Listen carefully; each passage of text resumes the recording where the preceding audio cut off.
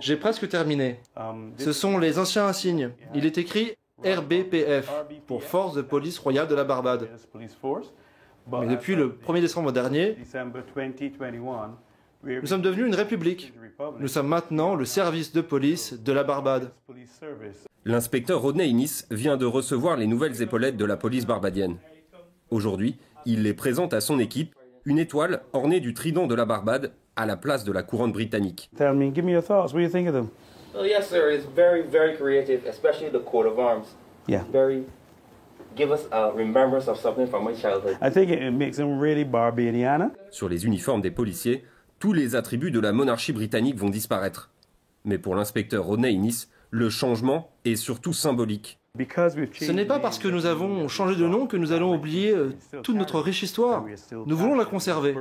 Tous les policiers y sont encore très attachés. Depuis le 30 novembre dernier, Élisabeth d'Angleterre n'est plus reine de la Barbade. Cette ancienne colonie des Antilles britanniques est devenue la plus jeune république au monde. Depuis l'indépendance de la Barbade, en 1966, la question républicaine a de nombreuses fois été posée, mais jamais résolue. Il aura finalement suffi d'une étincelle. Donc c'est ici qu'était la statue de Lord Nelson.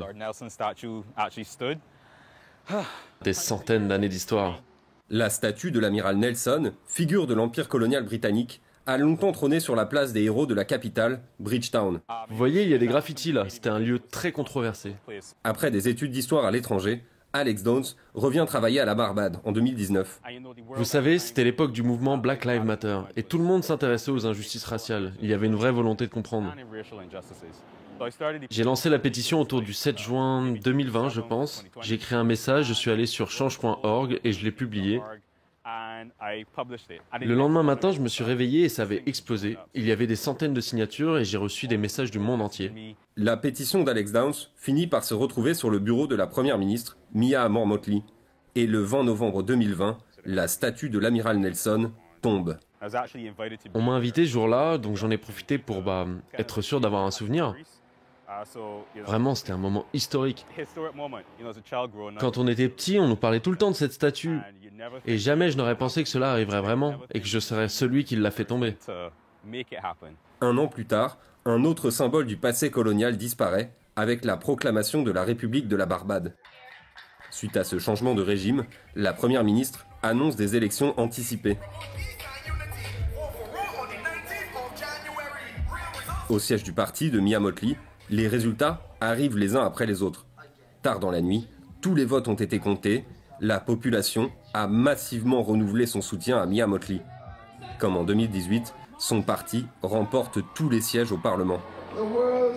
La plus jeune république parlementaire au monde a renforcé son engagement en faveur des plus hauts standards de la démocratie. La proclamation de la République n'a pas rencontré de réelle opposition, mais ce changement symbolique n'est qu'une étape vers la construction d'une identité nationale. La Barbade porte toujours les stigmates d'un passé douloureux. Ici, au sud de l'île, sur cette ancienne plantation, près de 600 esclaves ont été enterrés dans une fosse commune.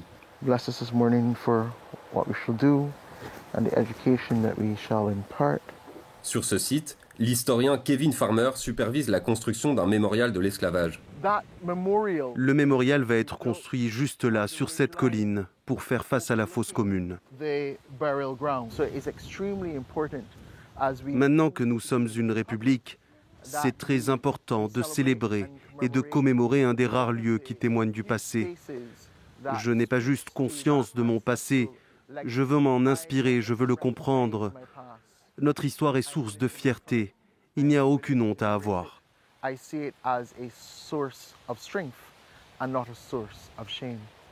Élisabeth II règne encore dans 8 États de la Caraïbe.